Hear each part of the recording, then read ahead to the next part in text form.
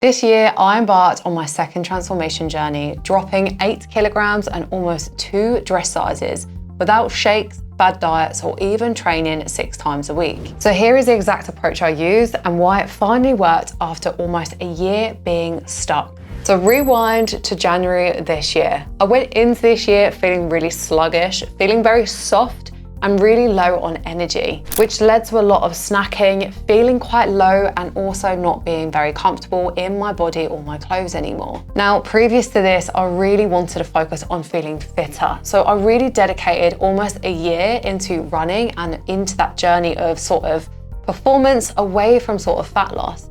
And don't get me wrong, I felt really good. Obviously gaining medals and just pushing yourself to levels that maybe you haven't reached before was really exciting. However, it really stressed my body out, trying to run and push myself 3 times a week, whilst also training in the gym twice per week, and also trying to match that nutrition and energy was actually exhausting. And I think when I look back, especially as someone who has PCOS, that recovery time just wasn't really there, and I felt really stressed and really burnt out. So I ended last year just feeling very puffy and not very happy with my physique, despite the fact that I had run more than I'd ever in my life and distances I'd never covered before. Yet here I was feeling very low on energy and very deflated with how I looked in the mirror. So January 2025 hit and I thought I need some new direction. The year before was all about running, and annoyingly it was the year I got married, although I absolutely loved our wedding. I didn't feel my best on the day compared to where I'm at now. So I decided to coach myself and put every method that we put in place for our clients into practice for my own journey. Not only to walk the walk and show exactly what we do and how it works, but also because I really needed a bit of a direction change, and it's exactly what it gave me. So I broke down the most key pillars that we kind of support ladies with when they start their journey, and I came up and refined what I now call the progress method. Number 1 is all about mentality, progress over perfection, which is something that we use as a mantra within our coaching to just take imperfect action. This mentality side kind of stops the self-sabotage, and obviously there's a support system in place for that. This time I didn't have that support because of course I was coaching myself. So I set myself small targets. Now, one of them that I set that worked really well was a non-negotiable target. Now this was in the form of steps, which I find really correlated to the goal of kind of fat loss and transformation, but B, kind of gave me something to quantify and really stick to. So I set myself a goal in January for 10,000 steps every single day. Now I ticked that off with flying colors in January and I did not miss a day. When February came around, I set 12.5, which again, I literally ticked off every single day, I think bar 1. And then March came around and it went up to 15.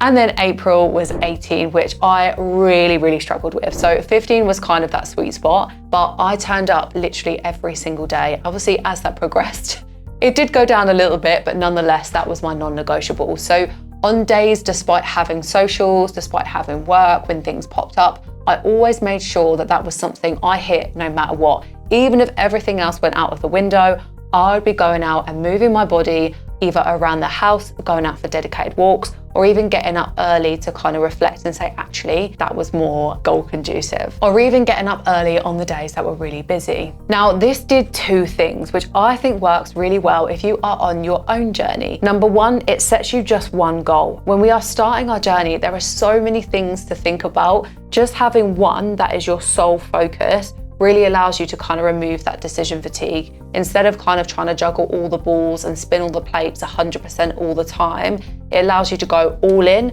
with just one goal. Now, everything else, don't get me wrong, is still really important, but it allows you to kind of reduce that decision fatigue, focusing on that one, which is also really goal conducive and of course increases your expenditure for your fat loss goal. Number 2 is that it gives us a real clear progression, something that we can quantify and add on either week on week or month by month. Compared to calories, which of course can be tweaked, there's only so far you can go before it starts having a detrimental effect, and we start to see that self-sabotage come in, not to mention the energy drops, and of course the adherence starts to wane. When it comes to steps, not only does it allow us to kind of quantify and increase, but it's also one of those goals that are just very achievable. It's low impact, it's very easy to move our bodies, it doesn't take much time at all, especially because you can just move around the house and look at pockets of time. But I think for me, it really worked as a non-negotiable goal this year.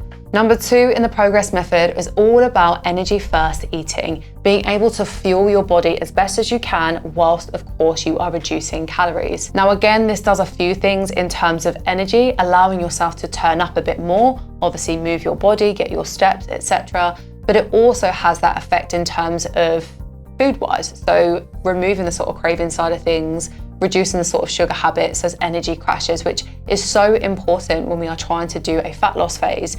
The main thing that we are looking at, especially as a coach, is how do we make this as easy as possible for client to get to their goal? And that is looking at removing those barriers. So there are going to be things that are more perceived and some that are more physical. Now the physical ones are quite obvious. You know, we don't have a gym membership perhaps, or we have an injury, but perceived ones are things like time, knowledge, know-how, motivation, things that we perceive are as a massive barrier, but actually with a bit of structure and of course support, we can actually reduce them and find ways of actually reaching our goal a hell of a lot easier. So a couple of things I found that worked really, really well for me with this energy first eating was firstly splitting up my breakfast. Now I love a bagel, like compared to what most people say, I always start my day with a bit of bread. Now that is just a non-negotiable for me. I absolutely love it and it works really well. I actually split my breakfast up. So I also have a yogurt, granola, and of course lots of volume on my plate, so berries.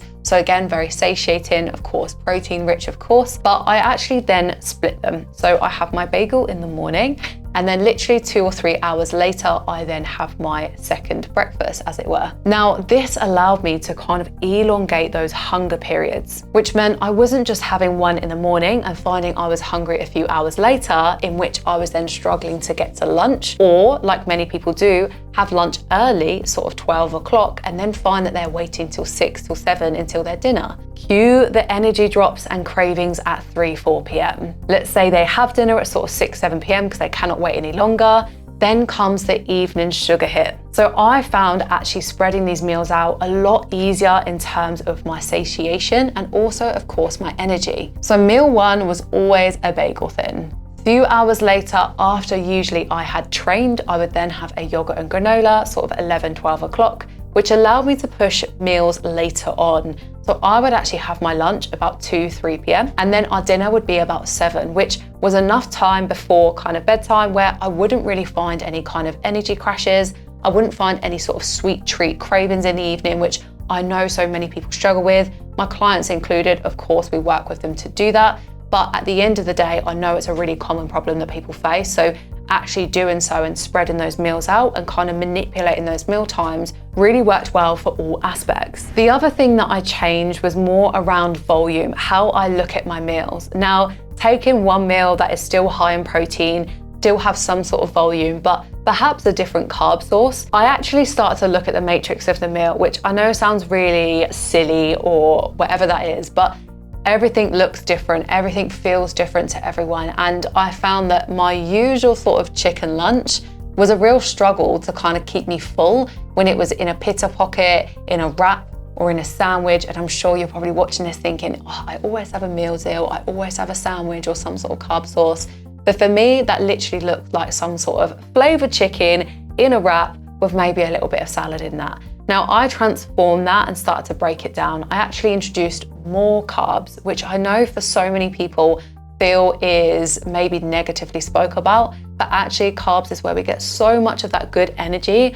And I swapped this for rice and I found my satiation massively increased. Not only that, but because instead of it being in a wrap or a pita pocket, I popped it on a plate, which allowed me to fill up more on the plate with more volume. Now, I broke this down and started having very large salads, which was very fibrous, but also very satiating. And what a massive difference that had on my energy and therefore my adherence and therefore my result. So those were the two key things that I found made a massive difference in terms of my fat loss changes. And something, to be honest, beyond the fat loss phases that I'll be in is something I would definitely keep. Number 3 on the progress method is all about no motivational method. So this is very much about controlling the controllables, creating a supportive structure, of course, which we give to our clients, which unfortunately I didn't have that support side of things because I was coaching myself, but it was all about setting structures. Now for me, what worked really well was repeatable meals. And again, I think this is so underrated as a fat loss tool in the sense that it removes that decision fatigue. When you go to every single meal and you're thinking about, what have I got for breakfast? What am I gonna have for lunch that's gonna be goal conducive? Is that snack gonna be calorie, conducive to my goal? Oh, is my dinner gonna be over? And then we get to the end of the day, we're really hungry, our energy's really low, and we've just gone over our calories, so we feel rubbish. That is not what I wanted. So what I did was actually repeat a lot of my meals. So my breakfast and my lunch has been set since the day I started my fat loss journey back in January. Now, don't get me wrong, that sounds a little bit boring, but these meals I have literally refined to absolutely love. They are full of flavor, full of satiation, and unbelievably healthy for my goal. So it was a win-win situation, but it also made the whole process easier. I knew what I had to cook on a Monday. I knew what to get from my food shop. I knew the portions I had to weigh out. Everything was saved on MyFitnessPal, so it was easy for me to just block out meals. So when we were going out for dinner, or we did have a social, or we switched up that dinner for the evening, or maybe went out for a bit of a snack, it was so easy for me to see how I can fit and adapt into my diet to still get results, that it made the whole process so much easier.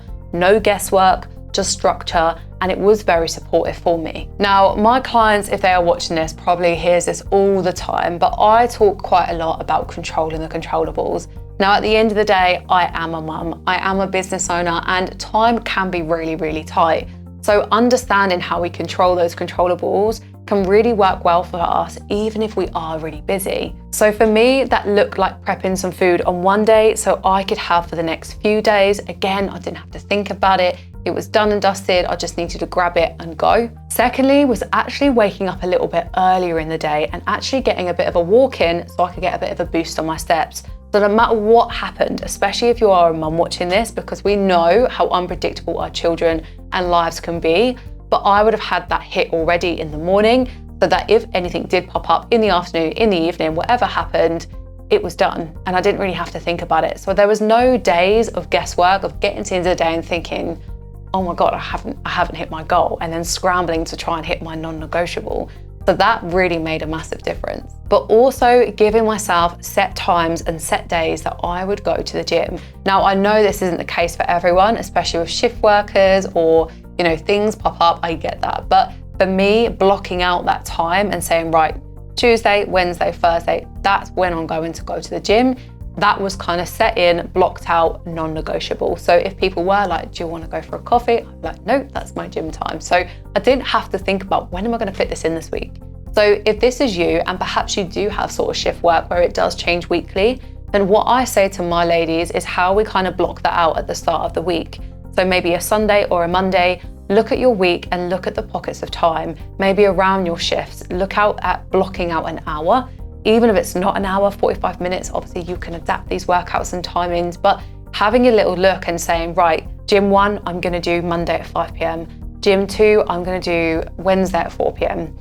Friday, I'm gonna do a home workout at 3 p.m. Giving yourself a date and a time makes it into a plan, rather than waking up on a Monday and go, yep, got 3 workouts this week, hopefully we'll get it done. It doesn't really set any plan in place. It's a great intention, but you doing that is very going to be based on your mood, based on if something pops up, and it's going to be really hard for you to adapt.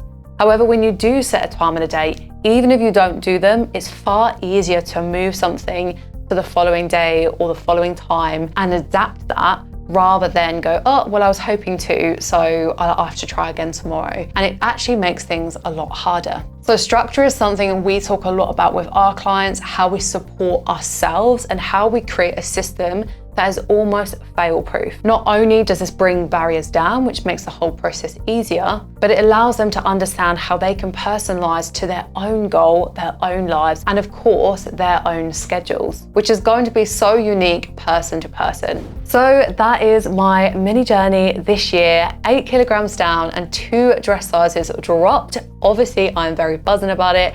Massive changes, which I'm so excited about because now I obviously not only see the changes, of course, I feel the changes, and not just in physique, but how I feel obviously mentally, health-wise, energy-wise, strength-wise. You know, I've seen these upgrade in every aspect, which has just been such a massive win for me. Of course, there have been hard days. Don't get me wrong. It's not always just, you know, sunshine and rainbows, but of course it can be done. And I think a lot of what we give in terms of our clients and following maybe that progress method that I've mentioned can massively make the whole process so much easier for you. So if you are stuck in that cycle of on it, off it, on it, off it, then the progress method might be something that you need to do or implement yourself. And trust me, you do not need to go to a gym. You do not need to train 6 days a week or cut food groups out or go on any fad diets. You just need a system that works for your life. So if you want help figuring it out, then I've linked my progress method starter guide for you to check out and hopefully help, or drop a comment below if this resonated. I'd love to chat.